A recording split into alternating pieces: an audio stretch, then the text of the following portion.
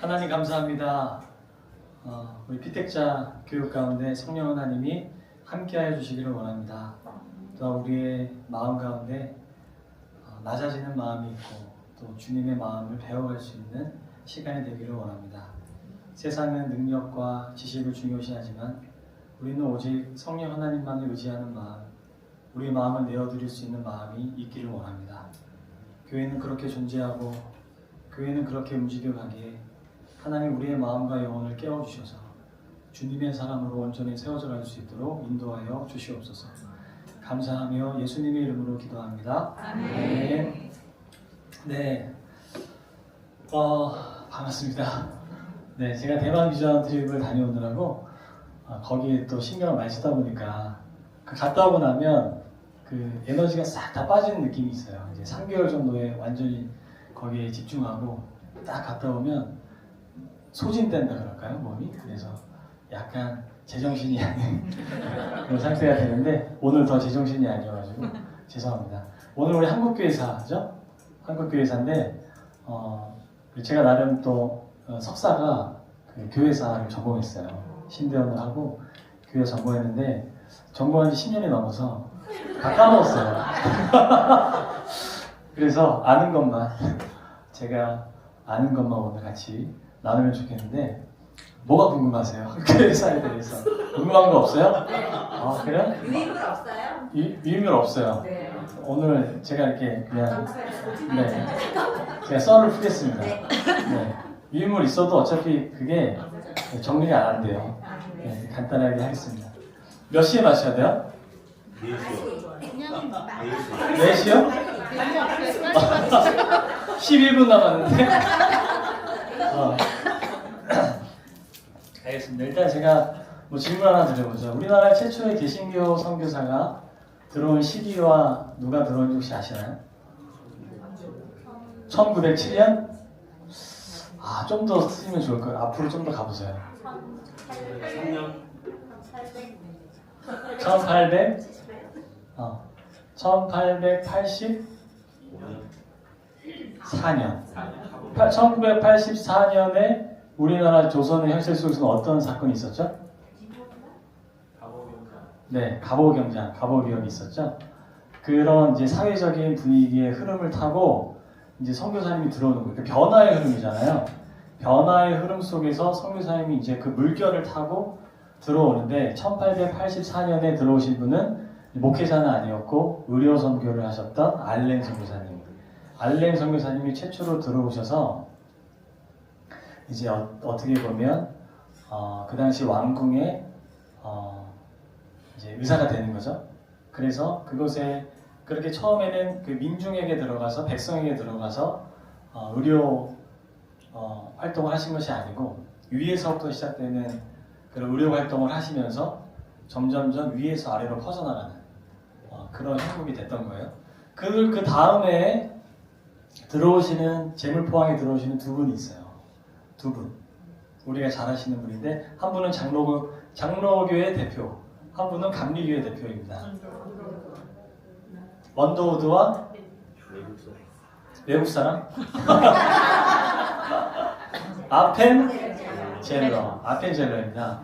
그래서 언더우드와 아펜젤러 이 선교사님이 1885년 부활절 아침에 재물포항을 통해서 들어오시는데 그때 그분들의 손에 뭐가 들려져 있었냐면 번역된 성경이 신약 성경이 들려 있었어요. 근데 그걸 누가 번역했냐? 일본의 이수정이라는 분이에요. 이수정이라는 분이 그 통신사로 일본에 갔다가 거기서 예수님을 만나요. 예수님을 만나서 그곳에서 이제 학자니까 통신사로 갔다는 거는 어떻게 보면 학자거든요.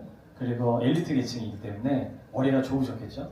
그리고 유교나 여러 가지 그런 학문에 도가 터전 분이기 때문에 그분이 공부해서 번역을 하기 시작하는 거예요. 그래서 그런 일들이 거의 없는데 외국에서 최초로 우리나라의 성경이 번역됐고 그 번역된 걸 가지고 들어왔던 분이 누구냐? 언더우드와 아펜젤러 선교사님인 거예요. 이런 사례가 없죠. 왜냐면 보통 들어와서 번역을 하게 되는데 이미 번역된 성경을 가지고 들어온 거예요. 그래서 너무너무 그것도 귀한 사건이었고 그런데 조금만 더 거슬러 올라가 보죠. 조금 더 거슬러 올라가 보면 개신교 선교사님 중에 우리나라의 보령 쪽에 먼저 들어왔던 분이 있어요.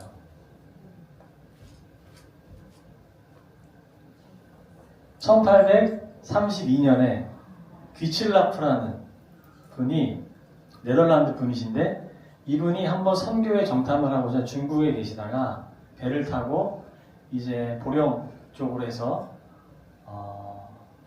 정탐을 하기 위해 오셨는데 그 관문에서 막혀버린 거죠. 들어오지 못하시고. 그런데 그때 몇몇 분에게 그 한문으로 된 성경과 그런 기독교적 자료들을 나눠줬다 그래요. 그런데 나중에 그걸 다시 다 되돌려줬대요. 조선에서 우리는 이것을 받을 수 없다. 그래서 다 되돌려줬어요. 그런데 그렇게 거슬러 올라가면 귀출라프까지 거슬러 올라가는 거죠. 그때로 거슬러 올라가고 좀 더 거슬러 올라갈까요? 좀 더 거슬러 올라가면 뭐가 있나요?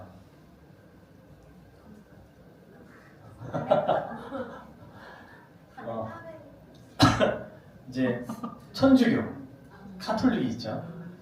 이제 여러분들이 혹시 카톨릭에 대한 생각이 다 다를 수 있습니다.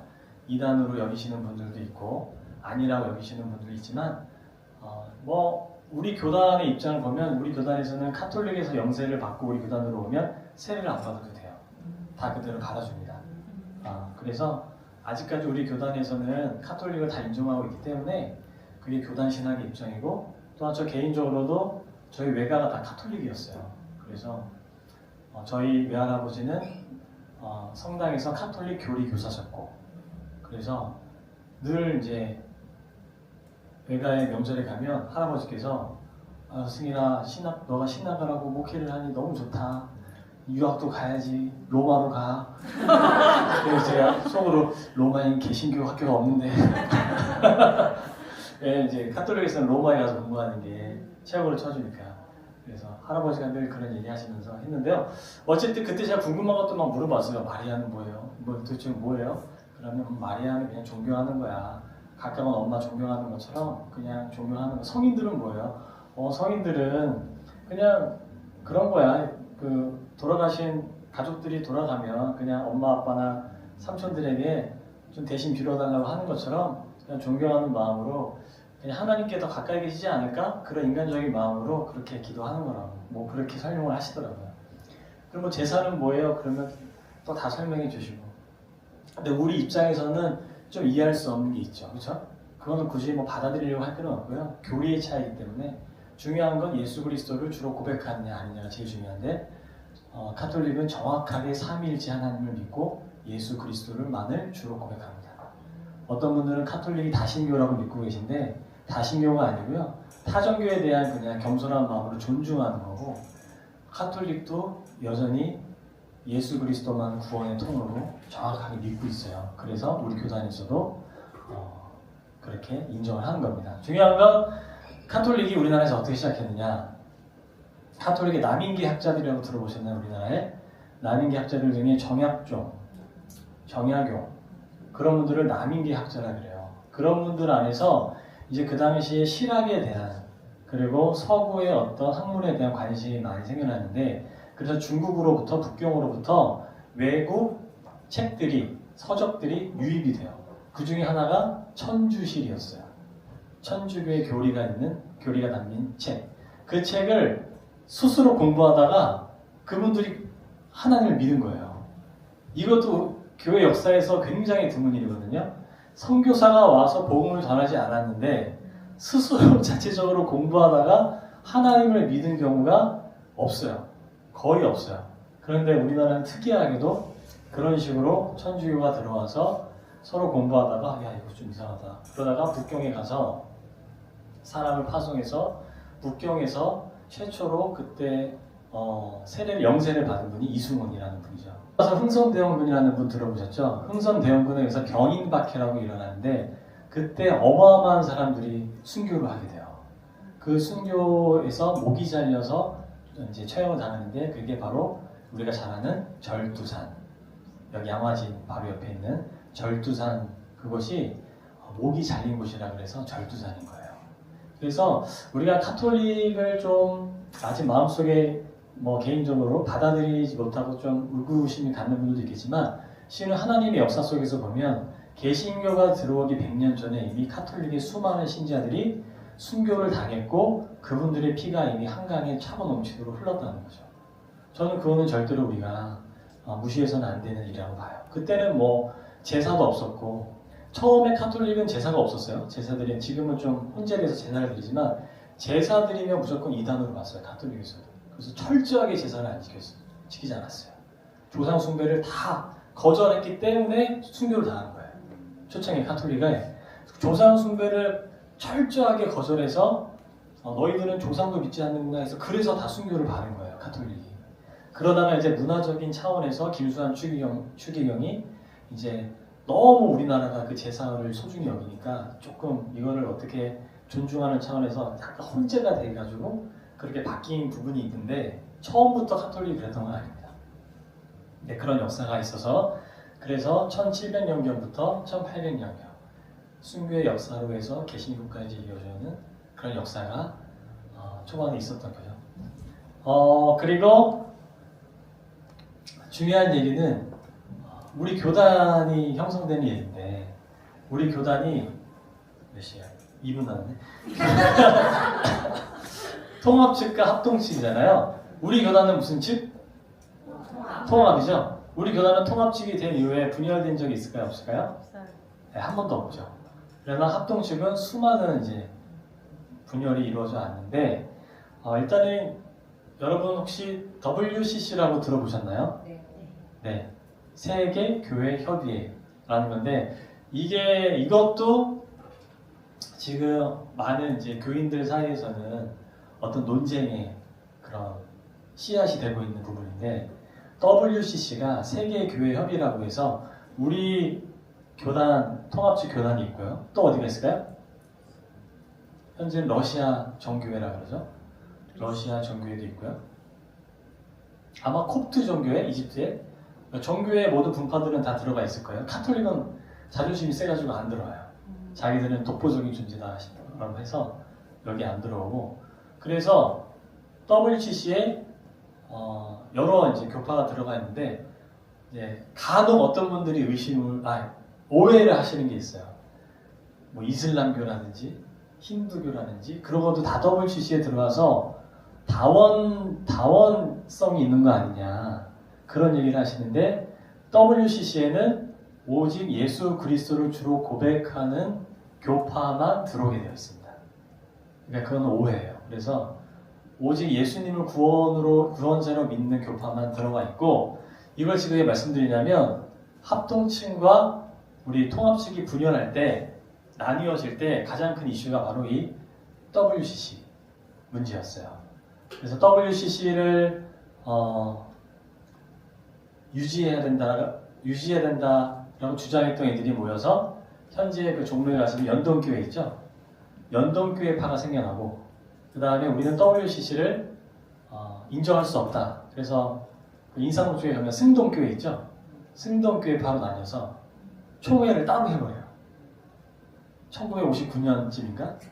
그래서 우리는 WCC는 인정할 수 없다. 파가 합동으로 간 거고 우리는 우리의 교단의 정체성은 에큐메니컬이라고 해서 모두가 다 다양성을 존중하고 예수 그리스도를 주로 고백한다면 어느 교파는 우리는 포용할 수 있다.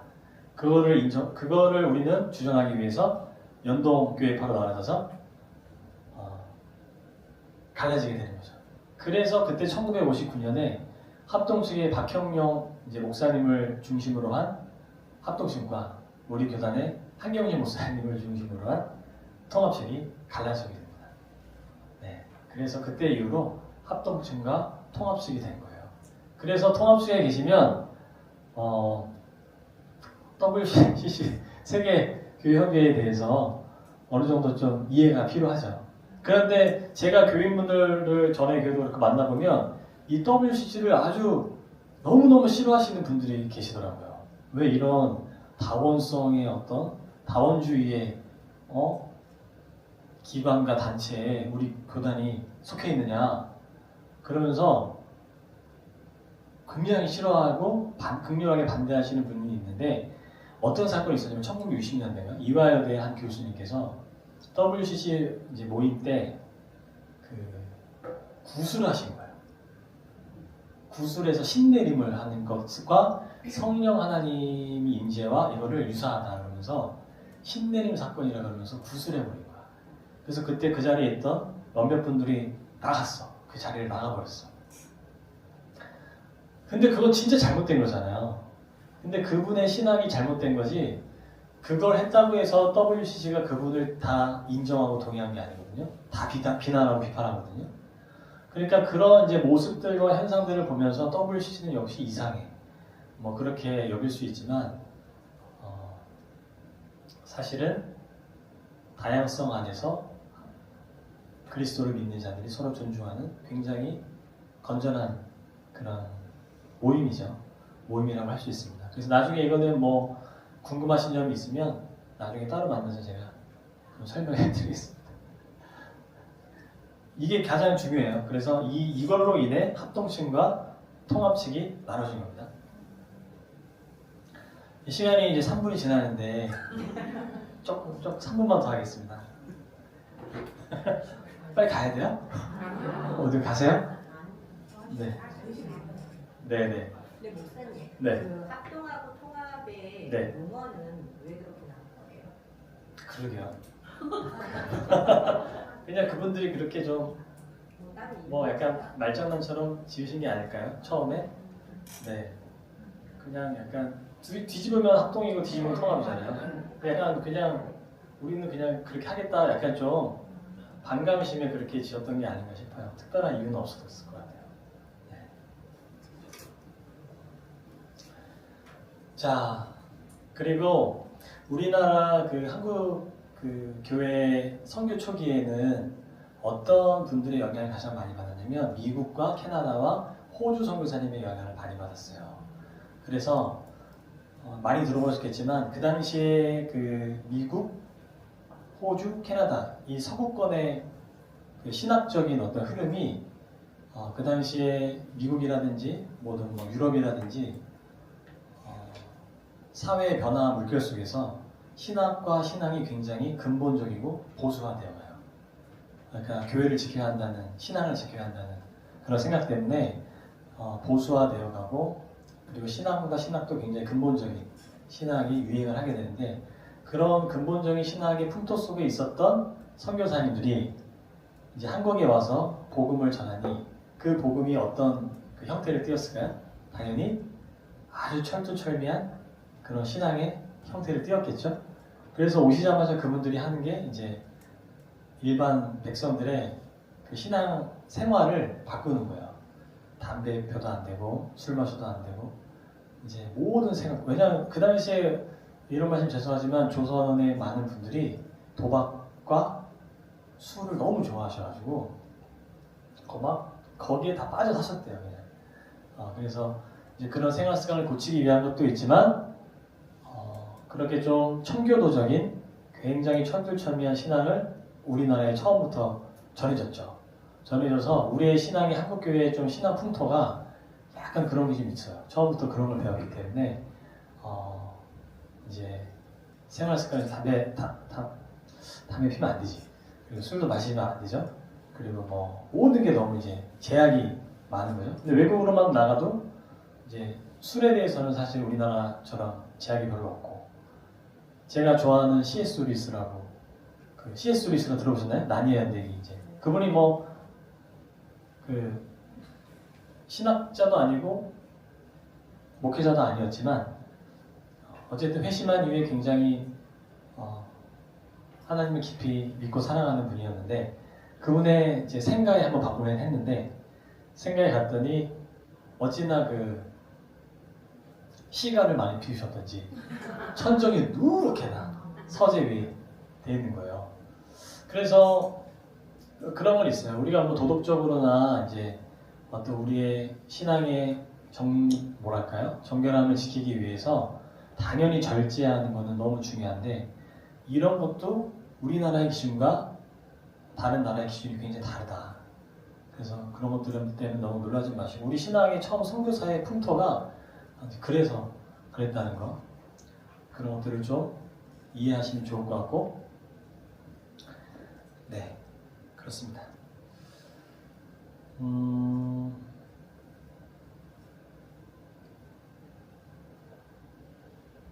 혹시 질문 있으신가요? 여기까지. 네. 성경에는 그 술에 대한 얘기는 있지 않습니까? 네. 술 취하지 말라고. 네네. 담배에 대해서는 네. 얘기가 있지 않나요? 없죠. 네. 담배 피지 마라. 담배 피지 말라는 없습니다. 네. 없습니다. 담배 피지 말라는 없어요. 그거는 먹고 배부르지 않은 것은 네. 먹지 말라고 그랬잖아. 네. 그게 담배라는 말이 있던데. 배부르지 않아서. 먹고 아. 배부르지 않은 것은 하지 말라고. 아, 먹고 배부르지 말라 하지 그게 말라. 담배라. 저는 그렇게 들었어요. 아, 그렇군요. 그 가끔 담배가 신앙생활에 저희 아버지는 평생 담배를 태우셨어요. 집사님이셨고 담배를 피면 그렇게 위안이 되신대요. 네, 그러신데 담배 피우지 말라는 얘기는 없지만 그 뭐든지 우리 아버지 보니까 담배에 매여 계셔서 여행을 못 가시더라고. 비행기를 못 타셔. 그리고 이제 불안해하셔요. 막.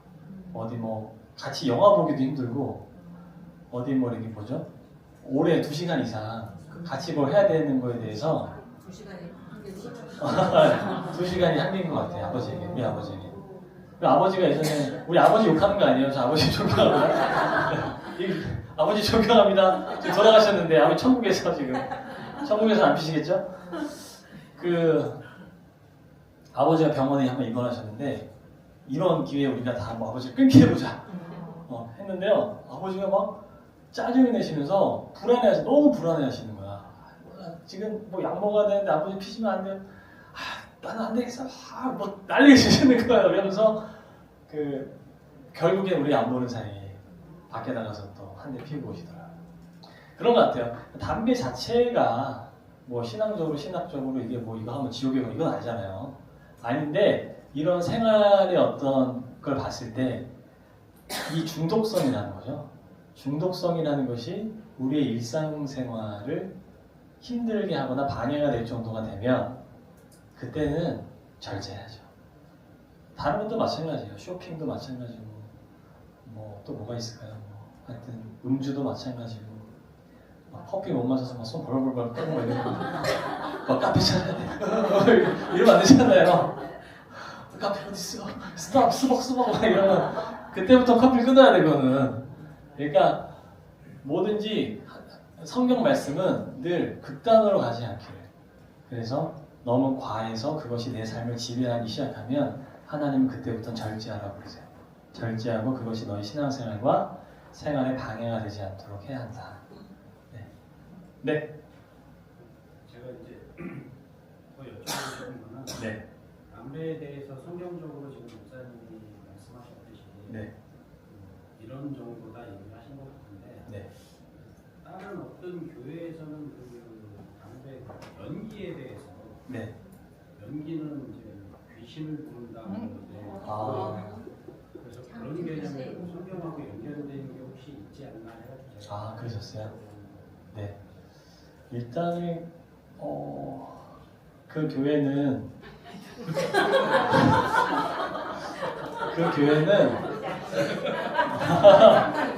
네. 그 교회는 아주 이상합니다. 그런 건 없어요. 연기가 무슨 귀신인가 그런 건 전혀 없고요.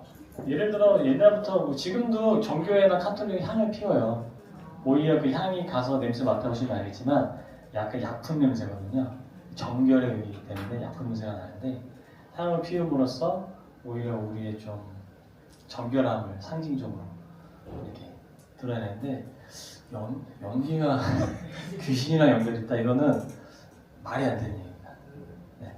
이제 그 장례식장 같은 데 가면 저희 기독교식으로 네. 장례를 지내는 데는 향을 안 피우지 않습니까? 네네. 그 향이 또 연기가 이제 귀신을 쫓는다. 그 또 다른 얘기도 있어요. 그 향이 이제 옛날에는 우리 또 시신을 뒤에다가 모셨잖아요, 바로. 그래서 그 부패한 냄새가 나니까 그 향으로 감싸기 위해서 그 향을 피운 것도 있긴 합니다. 그래서 어쨌든 그거는 아니다 라 말씀드립니다. 네, 정확히 100% 아니다.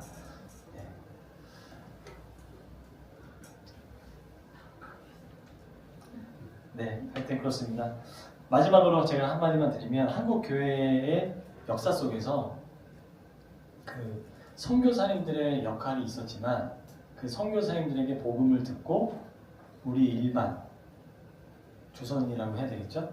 우리 일반 그런 조선인들의 사실 역할이 커요.